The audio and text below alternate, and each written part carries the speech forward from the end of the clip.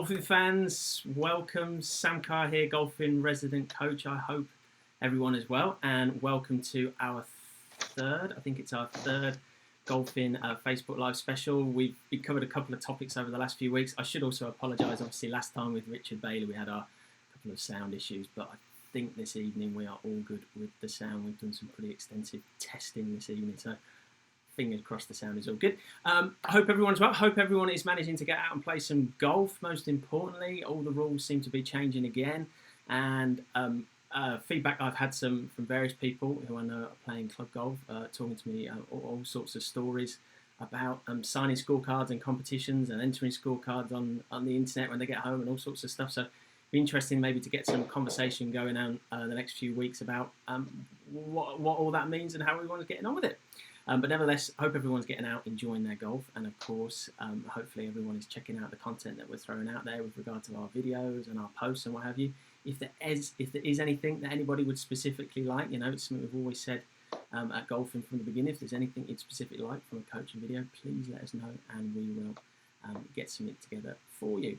And we are in the process at the moment of revamping the Golfin website. We're going to have a new process in place to get you to begin working with new golfing clients, and we're currently working with a number of them, and we're working with them from all over the world as well, which is great. I believe the furthest afield at the moment is a gentleman called Lance that I'm working with, who is in Hawaii. So nevertheless, this evening we are going to be talking about fitness and nutrition. We've talked a lot about psychology. We've done some work with Dr. Richard Bailey around, Dr. Philip Clark talked about psychology. Dr. Richard Bailey, we've talked about practice, meaningful environments, what some of the research says about learning, skill development, etc. And today we're going to be talking about fitness and nutrition. I should also say, if anybody wants to comment, ask a question, please feel free to do that in the comment box. Just fire away. Absolutely no problem. We have got a series of questions to go through this evening. We've got about 8. We're hoping the show to last for about half an hour tonight. We'll get through the questions as much as we can, as quickly as we can, in as much detail, but fire them through as well. Right, enough of me waffling. I want to introduce to you our guest for this evening. Our guest is Adam Host from Train, Learn, Go Personal Training. I know some of you won't be able to tell, but I've been doing some work with Adam over the past few months, and it's been absolutely fantastic. I can see him on the camera just smiling. You guys can't see him smiling at that comment. So what I want to do is I'm going to bring Adam on. Adam, there you are, sir. You are live to the golfing community. Welcome, and thank you for joining us this evening. Hi, Sam. Thank you so much for having me, mate. I do appreciate it. I'm really looking forward to it. Yeah. How are you this evening? You well? Yeah, all good. Really excited. I think fitness and nutrition is an area of the game that isn't particularly undervalued, but I think it is an area of the game that club golfers in particular can probably get a lot out of with regard to improving their performance levels. So really going to be interested to hear your answer to some of the questions this evening. Before we begin, perhaps just let everyone know a little bit about you, what you do, how you do it, how long you've been doing it, what your journey is. Yeah, of course. So we actually started the business in sort of 2013. It was founded, but we didn't actually begin trading until the 2014. We've obviously operated in the Cannock Lichfield area to begin with, and that was sort of our main base. But then going forward, we wanted to sort of grow the business and have sort of more me and my business partner Andy's running around out there. So we decided to franchise the business in 2015. We've now got branches potted around the UK and all that sort of stuff, with personal trainers working within branches, so one in each branch. And we basically are a mobile service. So we go to people's homes, we deliver the exercise, we deliver the nutritional prescription, sports-specific training, etc., etc. And we do it in the comfort of either the client's living room, certainly in this day and sort of what's going on at the moment in people's gardens, and even in parks as well. So we've sort of adapted, luckily, the summer months. So we're doing a lot of outdoor training at the moment because of the government guidelines. But generally speaking, up until sort of like 3 months ago, we were predominantly in the living room next to the fireplace. Mm-hmm. So yeah.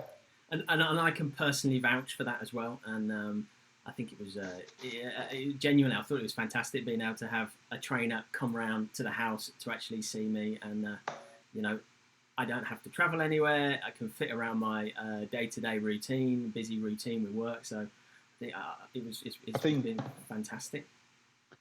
I think a lot of people think sometimes, Sam, that you need like a gymnasium full of equipment to be able to get a good workout in. And it's definitely not the case. I mean, as you can see from sort of our training sessions that we've had, like it is just a few bits of sort of like kit and equipment, kettlebell, steps, bar with weights, sandbags to be able to get a decent energy burning workout and burn some calories really. So you do not need a massive amount of equipment to be able to get a good workout in, as long as you know exactly what you're doing with each bit of kit and equipment, and you're training more sensibly and optimally, as opposed to just trying to go in there, use all the toys, do as much as you can with everything, and have no sort of like clear direction. So it's about being specific in what you're doing rather than just absolutely where I'm going in my head, where I'm going with that. I'm sort of drawing a parallel between golfers tend to just, a bad habit of some golfers is that they go to the driving range and they just shell balls, ball, and it's kind of like, what's the point? We talked about this quite a lot on these. What's the point? What's the purpose? If it's more specific and you're actually doing what you need to do, you actually make use of a session. You gain more benefits, don't you? So why do you need a gym full of gear? I think it's like that with most. I think it's like that with most things in life, though, isn't it? It's like if you don't have any sort of like clear purpose, direction, or there isn't like like even a goal, it's sort of hard to work something towards. So I'd be training someone completely different if they were looking to predominantly lose weight, for example, as opposed to if someone was looking to improve a sport specific if they were looking to improve at a certain sport. So you have it a lot with cyclists, for example. I mean, I use cyclists because they're sort of like the most sort of popular in especially in these months for us. It's like you do a lot of one-legged stuff with cyclists because there's only one leg ever pushing down on the pedal.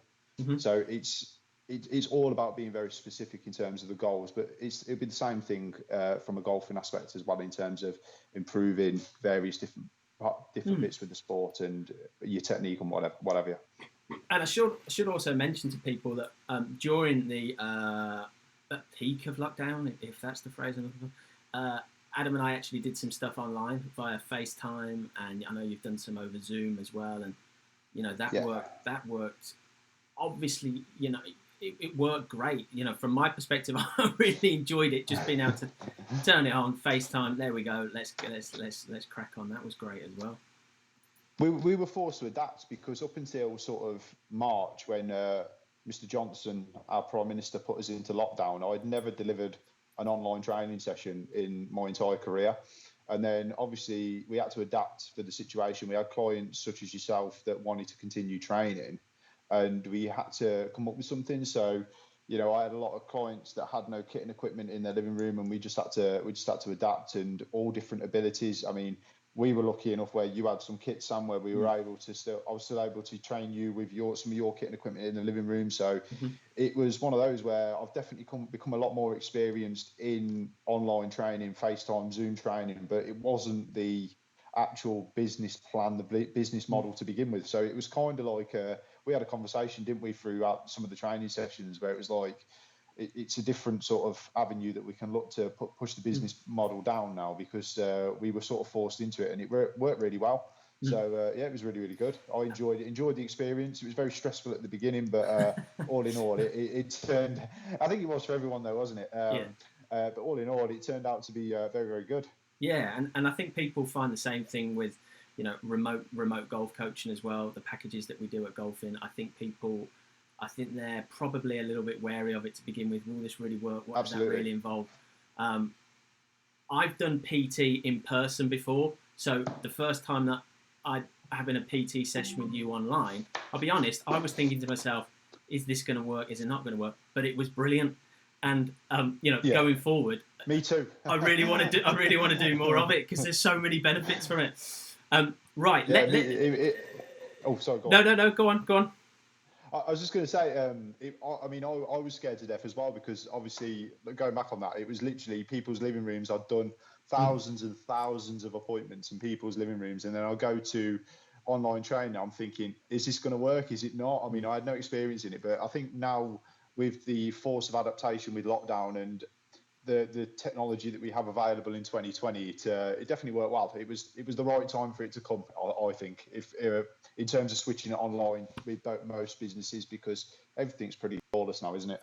Yeah, adapt, evolve, get better, and that's awesome. I love that. So that's a little bit about Adam. What we're going to do is I'm going to ping up some of the questions on the screen that the Golfin fans have sent in. We've had a couple in from Instagram, a few in from Facebook as well.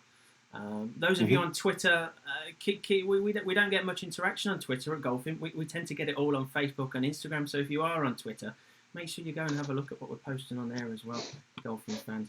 Right, question one. These are all pretty much in a random order, but we'll go with it.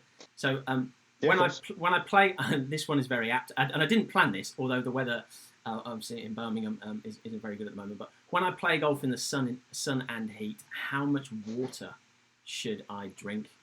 Very important question.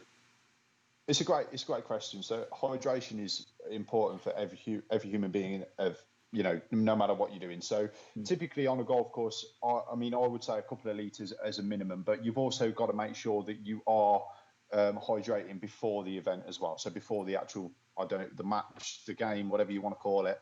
Okay. If you're sort of playing at like 2 p.m. in the afternoon, my recommendation would be, drink water. If you get up at say 8 a.m., you want to be drinking water from the moment you wake up, and then taking a couple of litres of water out with you on the field. But predominantly, is sort of like, to answer the question broader, my recommendation is to get 3 litres of water in every day anyway. So it's that should give sort of like an insight in there. Obviously, up until today, the weather's been pretty good in the UK, to be honest. So I would definitely say a lot more on sunny days, because you are exposed in the sun, aren't you? You're in the middle of a field at the end of the day on a golf field with sticks. So so it's a couple of litres to answer the question, but 3 litres a day, generally speaking, for absolutely everybody. Anyway, I've never thought that question is geared towards what should I drink water-wise while I'm on the golf course. But I'd actually never thought about the impact of drinking water before the round of golf. Yeah, of course. It's just like a savings account. It's like you can't just try and save everything in 1 month. You would get far better results, saving throughout the whole year. And it comes the same from hydration. You need to be hydrating throughout the whole day. Don't drink no water, then start playing, golf at 2 p.m. in the afternoon, and then drink water. Obviously, it's still going to help. Some water's better than none. But for sort of optimal hydration, you need to be hydrating from sort of like wake up to bedtime, really. And I don't mean that you need to be drinking litres and litres of the stuff all day, every day, and drowning yourself in water. But like I say, it goes back to that original question. A minimum of 3 litres a day for everybody. That should just be across the board. And then generally speaking, I would just take a litre and a half or 2 litre Evian bottle out on the sort of out on the field, on the pitch with you when you play the game. Okay, so if we're out on the course, right? So we're out playing golf, and I've had a couple of litres in the morning, and I've got my water with me. A question that's really very relevant to me these days. What? And this is my question. I'm interjecting now. What happens, or what's the effect of caffeine? So if I've had my 2 litres before I've played, and I've had a couple of coffees, does that? Because everybody probably does to an extent, like coffee or tea in the morning. How does that affect things from a hydration perspective? Well, caffeine's a diuretic, so for every sort of like ounce of caffeine that you will be sort of like ingesting, you will need to counteract that with water, because it's obviously dehydrating you. The caffeine is, and the water's hydrating you. So you're sort of fighting fire with ice at the same time. But in terms, so it's like, but are you talking about caffeine from a performance perspective, or I was just talking about caffeine in general? Yeah, I was just thinking, I might get up and have a couple of coffees if I'm trying to stay, and if it's sunny outside and I go and play golf midday, 1 o'clock, but I've had a couple of coffees in the morning. Have I then got to drink even more water to sort of get me balanced, in a good place to just be classed as hydrated? Yeah, because as a general rule of thumb, it's not entirely accurate, because it depends on where the coffee's made. As in, have you made a cup at home with some granules, or have you gone to Costa and had a double espresso? But for every shot of espresso, you want to be drinking between 0.75 and a litre of water to counteract the shot of espresso or the shot of coffee that you've had. Because again, one's making you dehydrated. The caffeine is the diuretic in the actual coffee, but then one's hydrating with the water. So you've always got to take that into account as well. So that is a sort of like very high importance depending on what you've sort of done during that day in terms of other drinks that you've ingested. Right. Oof. I hope that answers. Don't forget your sunscreen as well. I think sunscreen, hat, water. Yeah. Use your golf trolley. Put your brolly up when you're in the golf when you're using your golf trolley as well. That's our top tip. Right. Let's have a look at question 2. So question 2, is there such a thing as a detox? And if so, does it really work? No. Unfortunately not. Your liver and your kidney do a very good job of detoxing things for you as your human body. That's what your liver and kidney are literally designed for. So I'm really sorry. I can't. There's not going to be much I can elaborate on this question. The answer's no. Your liver and kidney do the job. Don't get me wrong. Like if you've gone from eating a load of saturated fat, so you've had like a burger, burgers and chips that have all been deep fried and all that sort of stuff, and you naturally switch to more whole foods, more healthier foods, you could argue that you would naturally get the feeling of feeling more detox. But all you've actually done in retrospect is just switched to a better food source as opposed to things saturated fat that's cooked in vegetable oil or whatever and deep fried and all that sort of stuff. But there's no actual thing as a detox. Like I say, your kidneys and your liver do a very good job for that on their own. Like, there's no need for anything. All the products that have, you might go into some sort of pharmacy and see a detox drink. Are we saying that that's a load of rubbish or marketing gimmick? I'd never slag off to anyone directly, but I mean, what's it realistically got in it? I mean, it's it just switch to a better food source would be the easier and the more sort of like beneficial way of doing anything than buying any sort of like detox drink off the shelf. I mean, making better food choices with whole foods is always going to be a lot better than trying to buy 24 crates or cans of whatever detox, etc., which is it's more from a psychological benefit a detox is as opposed to an actual physical benefit. But if you are naturally if your mind switches to I'm on a detox and you're naturally switching for better food choices in going back to the aforementioned like fatty foods and stuff, you are naturally going to feel more from a psychological aspect more detox generally. So it isn't the drink that you're doing; it's the food, it's the choices that you're making off the back of that, if that makes sense. Love that. I feel I should have flashed up on the screen like myth busting or something like that there. That's brilliant. That's what we want to do. We want real information. Okay, let's see what pops up with the third question. So, yes, how can I best warm up for a round of golf? Anything that puts your shoulder through its full plane of motion. So you want anything that your shoulder will literally have a full extension on. So whether that be a kettlebell swing, cross cables, you could argue some like higher sort of press ups where you go for sort of a wider grip. Anything that's bringing your shoulders into action will give you a better range of motion. It'll give you a better plane of motion through your shoulders, in which case working the muscles that you'll be optimally using for a golf swing. Brilliant, love that. And what I like about that answer is there's nothing overly complicated in that. Is that you don't need to go and buy some piece of equipment or do something incredibly challenging or long-winded. That's a great answer. I mean, generally, I've never played a round of golf in my life, so I'll make we've had this conversation before, but I mean, talk me through. You guys get to the clubhouse, straight onto the green, straight onto, is it hole one, and then you just start playing from there? I mean, what's the general process from? Well, what I would generally see with club golfers is a lot of club golfers will arrive in the car park, they'll get their stuff out of the car, they'll go into the clubhouse, get changed, have a chat with a few people, come outside, they might swing the golf club a few times, hit a few putts, and then go out on the practice ground. Then get out, then go on the first tee and play. To me, that's just not enough. Because then I hear a lot of even the clients that I work with, let alone the people over the years, always say to me, "Oh well, by the ninth hole, halfway around, I was into it then." And I'm thinking, well, shouldn't you be into it on the first?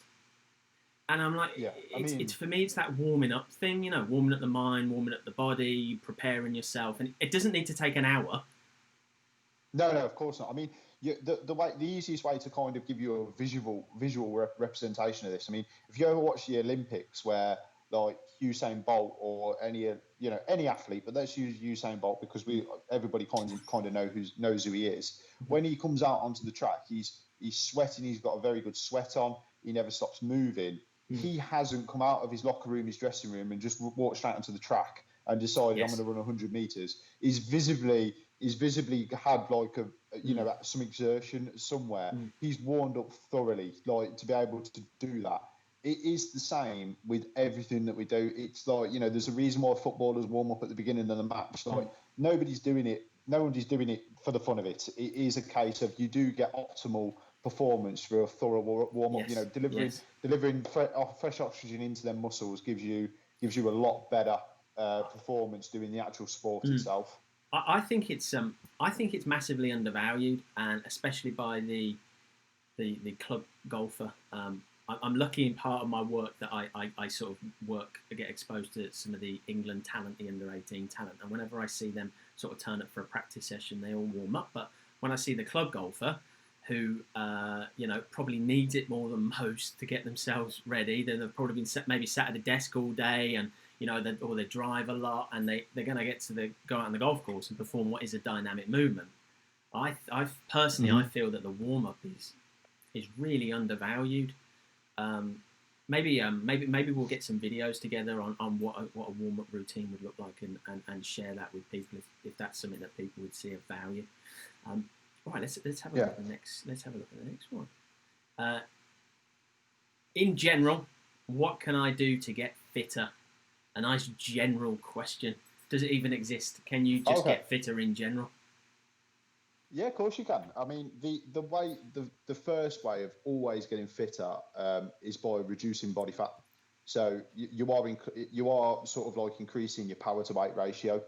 Another visual representation is if you've got a load of stuff in the boot of your car, like heavy items, if you naturally remove all of that, your sort of, what is it, the miles per gallon? That's the term I was looking for.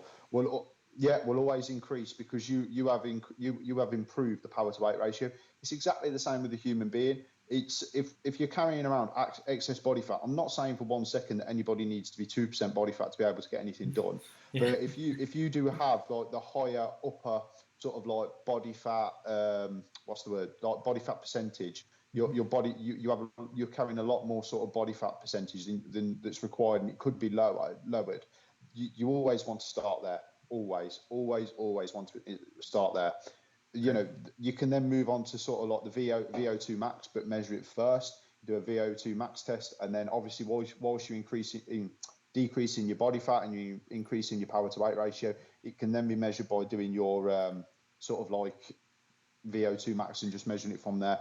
And in terms of sort of like making it super specific for golf, I guess increasing your stroke volume, but again, measure, then move on from there.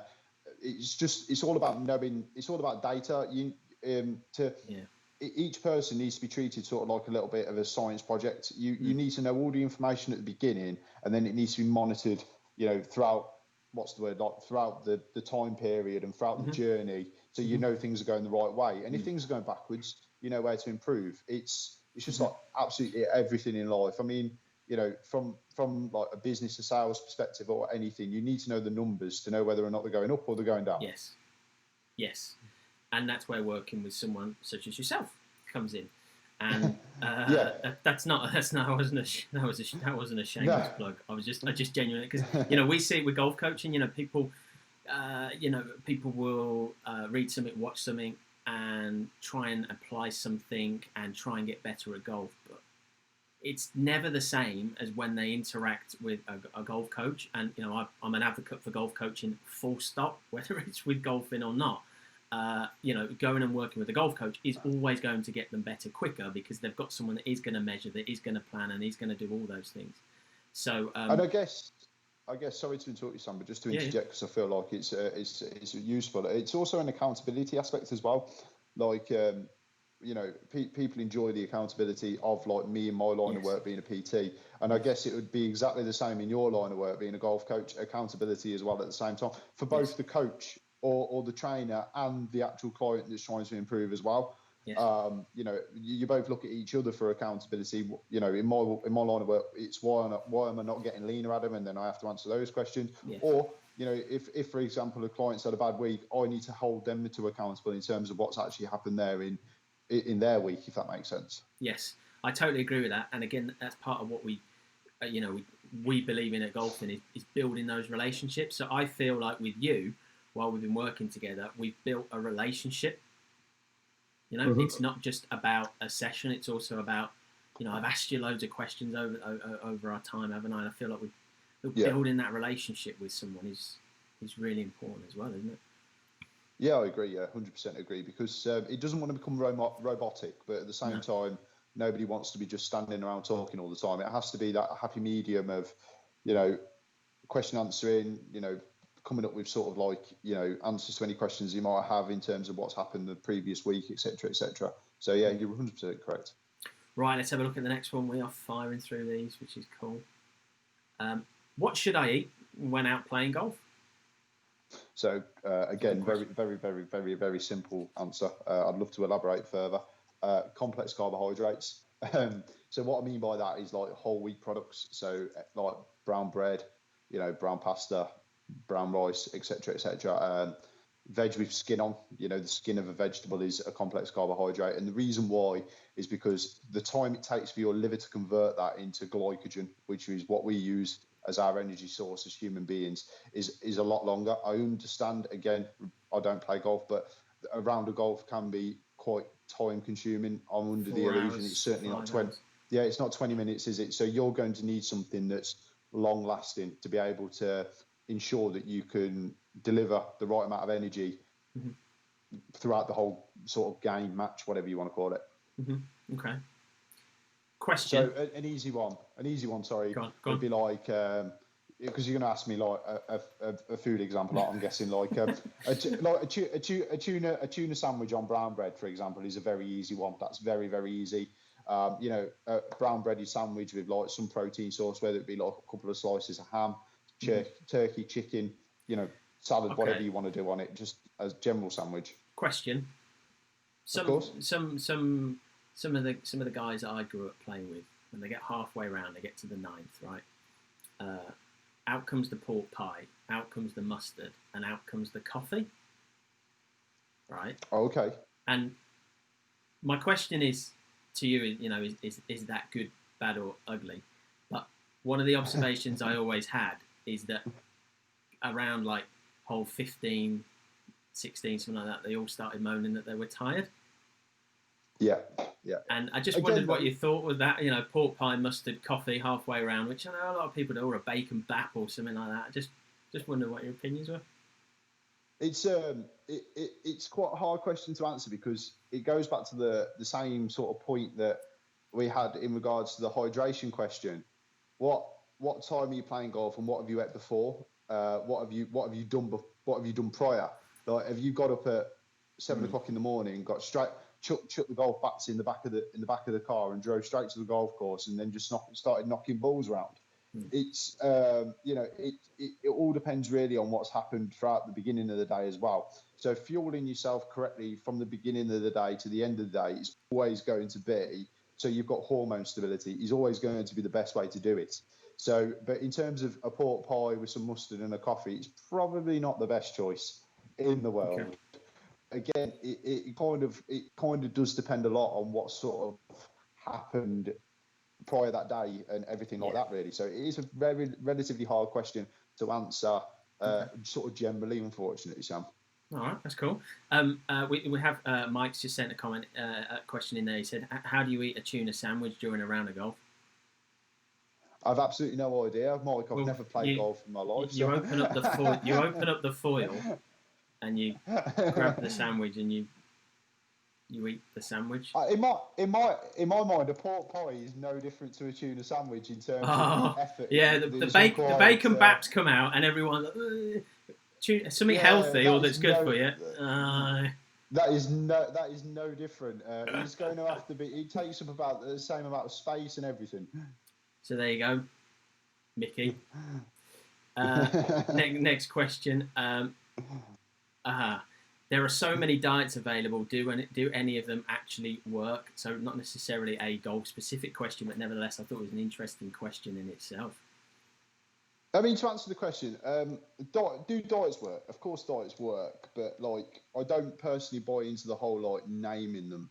Like, every sort of diet, if you are in a calorie deficit, if you've got hormone stability, and you're generally maintaining a stable blood glucose, you will inevitably reduce body fat, reduce adipose tissue as a human being. You just will.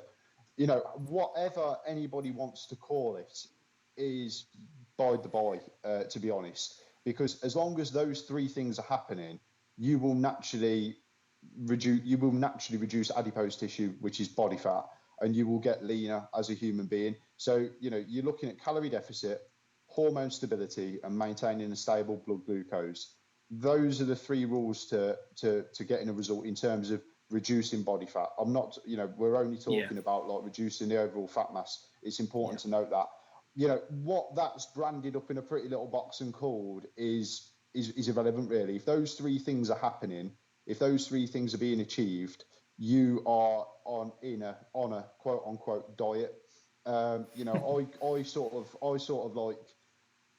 sort of go for more of a nutritional improvement and with whatever we're looking to achieve. So, I don't label anything that's, I don't call it any sort of diet. It is just, the only thing that will make you fatter or thinner is a calorie. So as long as you're in a calorie deficit, and again, getting super into it with the hormone stability and stable blood glucose, you will get leaner. So yeah, okay. I hope that helps. And that is definitely something Adam can help you with as well. It's all part of what Adam and the Train Learn Go team do as well, which is really great.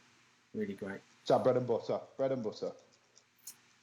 Is that a good thing to eat or a bad thing to eat? Probably not, but the pun was due because we were talking about sandwiches and everything. So apparently that's a contentious point of conversation. Right, the last question.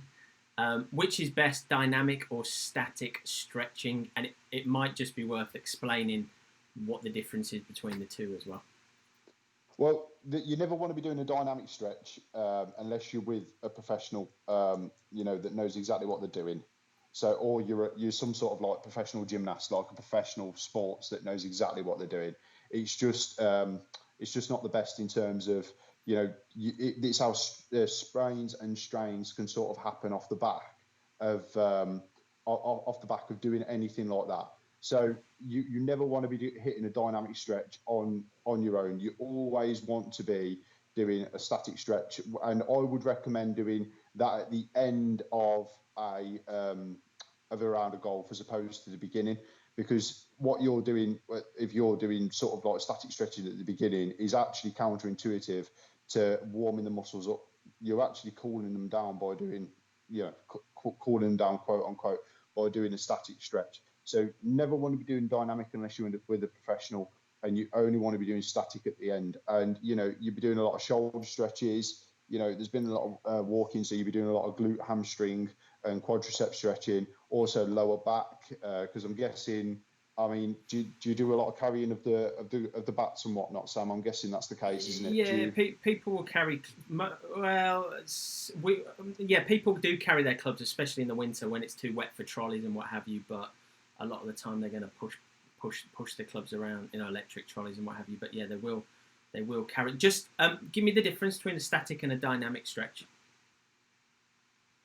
Well, dynamic is moving at a high speed. So whether you're moving at a high speed, and also it's being overexerted. So the easiest example of this is like with the hamstring stretch. So you would have it push, and then when you can't go any further, we'd hold it like 5 seconds, for example, okay, and then push even further into you. Whereas static, you can do on your own. The easiest example is where you grab your foot and you put your foot towards your bum, that's classed as like as a static stretch, if you like.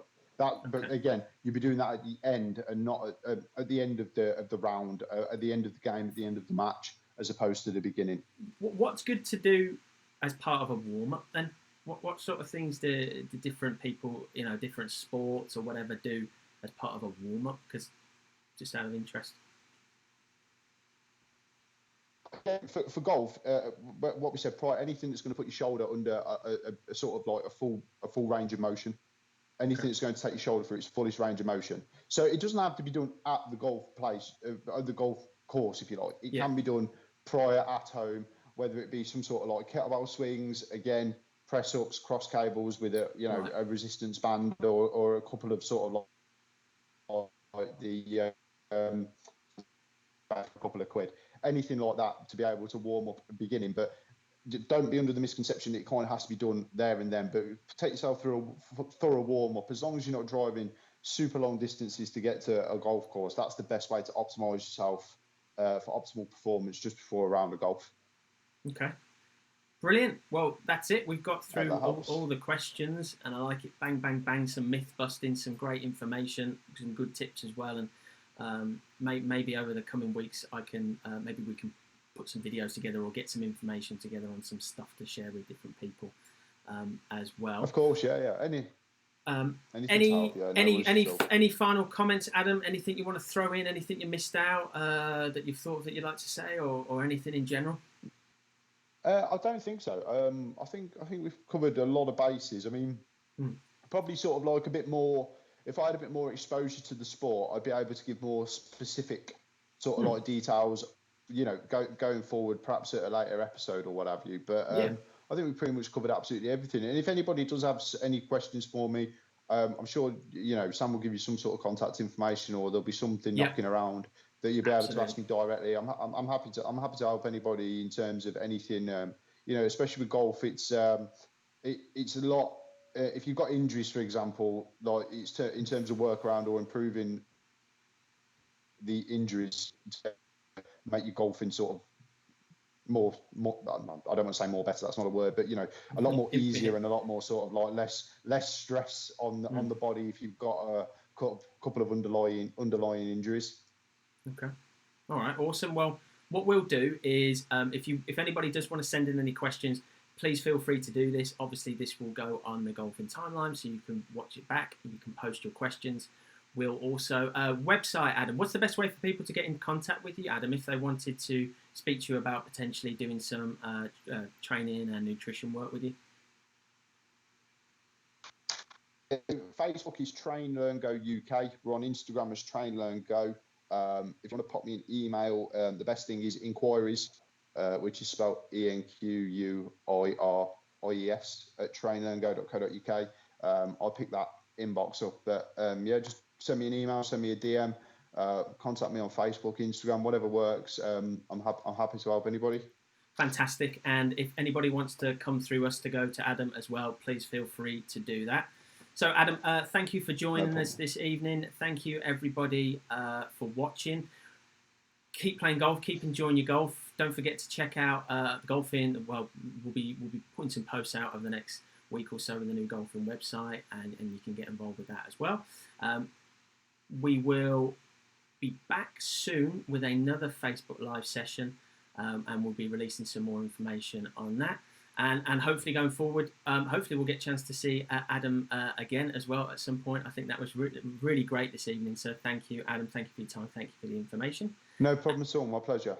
And we will see you all soon. Stay safe, everyone. And as we say at Golfin, happy golfing. Bye-bye.